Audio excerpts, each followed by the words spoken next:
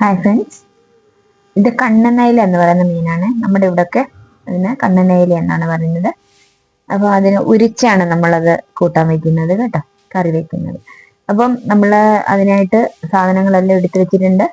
അപ്പം ചട്ടി സ്റ്റൗവിൽ വെച്ച് ചൂടാകുമ്പം കടുകിടുക, വെളുത്തുള്ളി, ഇഞ്ചി, പച്ചമുളക്, കറിവേപ്പില ഇതെല്ലാം ഇട്ട് നമ്മളത് കുറച്ച് നേരം മൂപ്പിച്ചെടുക്കുക. കുറച്ച് ഒരു ബ്രൗൺ കളർ പോലൊക്കെ ആവുന്ന സമയത്ത് നമ്മൾ ഫ്ലെയിം കുറച്ച് വെച്ചിട്ട് കുറച്ച് മുളക് പൊടി അതിലേക്ക് ചേർക്കുക.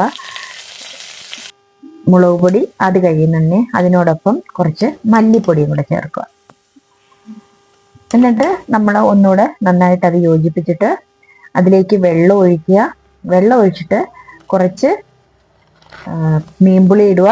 അതിനോടൊപ്പം തന്നെ കുറച്ച് മഞ്ഞൾപ്പൊടിയും ഉപ്പും കൂടെ നമ്മൾ ഇതിലേക്ക് ചേർക്കണം.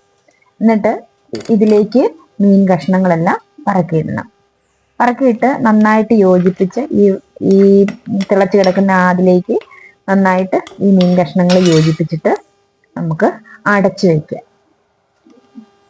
അടച്ചു വെച്ചിട്ട് ഹൈ ഫ്ലെയിമിൽ വെച്ച് നമ്മൾ ഇത് തിളപ്പിക്കണം. തിളപ്പിച്ചിട്ട് പറ്റാറാകുമ്പോൾ നമുക്ക് വീണ്ടും ഉലുവാപ്പൊടിയും കറിവേപ്പിലയും വെളിച്ചെണ്ണയും ചേർത്ത് സ്റ്റൗ ഓഫ് ചെയ്ത് അടച്ചു വയ്ക്കുക.